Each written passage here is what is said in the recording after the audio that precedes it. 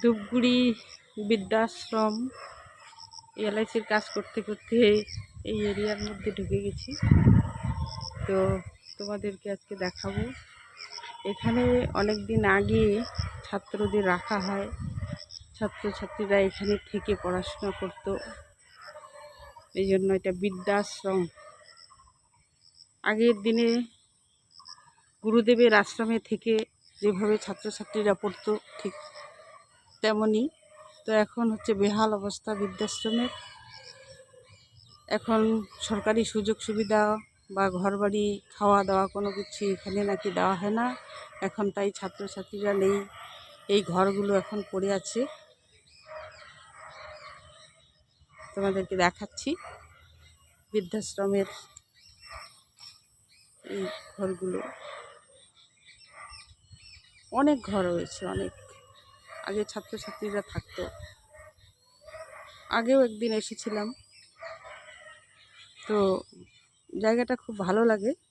এখন দু একজন বয়স্ক মানুষ আছে, ওনারাই এটা রক্ষণাবেক্ষণ করেন, কিন্তু কোনো ছাত্রছাত্রী এখন রাখেন না। এই যে দেখাচ্ছি,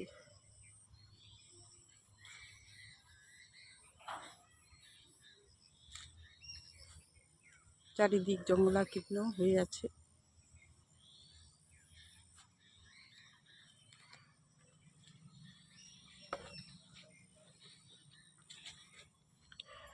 এখানে আমার কিছু এলআইসির কাস্টমার আছে, তো কয়েকদিন যাবতই ফোন করছে আসার জন্য। ভালোই আন্তরিকতা হয়ে গেছে। ওদের আম পেকে আছে নাকি, আম নেওয়ার জন্য আমাকে ফোন করতেছিল। ওই যে দেখুন, আগে আমার ধারণা ছিল বৃদ্ধাশ্রম মানে বৃদ্ধ বৃদ্ধাদের রাখার জায়গা, পরে দেখলাম বৃদ্ধাশ্রম। এখানে ছাত্ররা থেকে পড়াশোনা করত, গুরুর আশ্রমে যেমন থেকে পড়াশোনা করে ঠিক তদ্রুপ। খুব সুন্দর প্রাকৃতিক সৌন্দর্য এখানকার। এই জায়গাটা আমাকে খুব আকৃষ্ট করে, বারবারই আসতে ইচ্ছা হয়।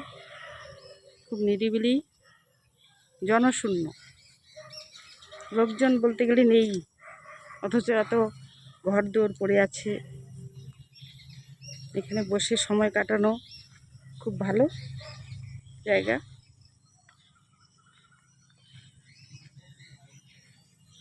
অনেকগুলোই ঘর আছে, কিন্তু এখন পরিচর্যার অভাবে ঘরগুলো একদম জং ধরে আছে, অপরিচ্ছন্ন অবস্থায় পড়ে আছে, পরিত্যক্ত অবস্থায়। আগে শুনছিলাম বৃদ্ধাশ্রম, তো এসে ভালো করে নিরীক্ষণ করলাম, না বৃদ্ধাশ্রম নয়, বৃদ্ধাশ্রম। মানে বিদ্যা থেকে বৃদ্ধাশ্রম। গুরুর গৃহে থেকে যেমন করে বিদ্যা অধ্যয়ন করা হয় তদ্রূপ।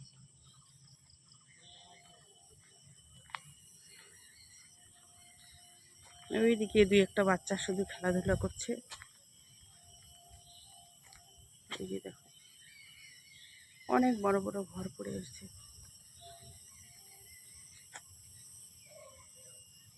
জঙ্গলাকীর্ণ একদম।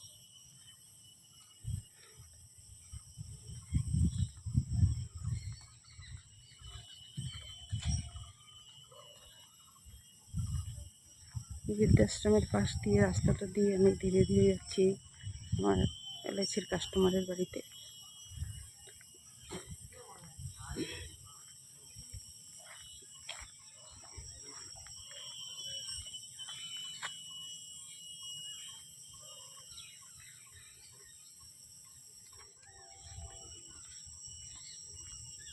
মনে হচ্ছে ফরেস্টের ভিতর দিয়ে যাচ্ছি।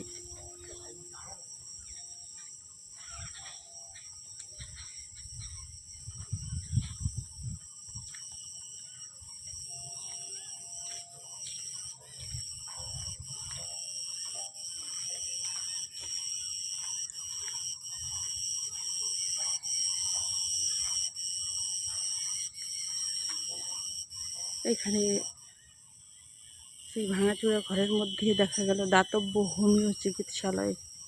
এই যে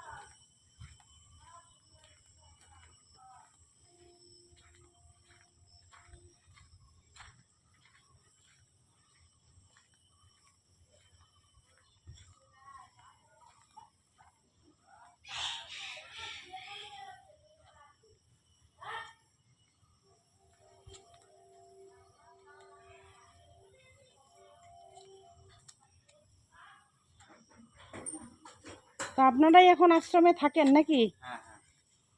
তো মানে এখন কোনো ছাত্র টাত্র থাকে না না এখানে? কোনো ছাত্র। আগে ছাত্র থাকতো? ও আগে কি এখানকার ওই যে ছাত্রদের খাওয়া দাওয়া থাকার ব্যবস্থা এগুলোর জন্য সরকার থেকে টাকা পেতো? ওটা তো আলাদা সরকার থেকে পায়। ও এখন কোনো কিছু দেয় না? না তো আপনাদের মানে খাওয়া দাওয়ার ব্যবস্থা আপনারা নিজেরাই? আমাদের নিজেরাই জমি জায়গা আছে, এগুলো চাষবাস করে ও আশ্রমে। আশ্রমের এই জায়গা আপনারা চাষাবাদ করে হুম, এখানে থাকেন? হুম। ও এখানে তাহলে কয়টা ফ্যামিলি আছেন আপনারা? একটাই। একটা ফ্যামিলি। হুম। এখন কোনো সরকার থেকে টাকা পয়সা দেয় না? না না। ও ঠিক আছে, এতটুকুই জানার ছিল আমার, কারণ এটা সম্পর্কে আমি জানতাম না তো।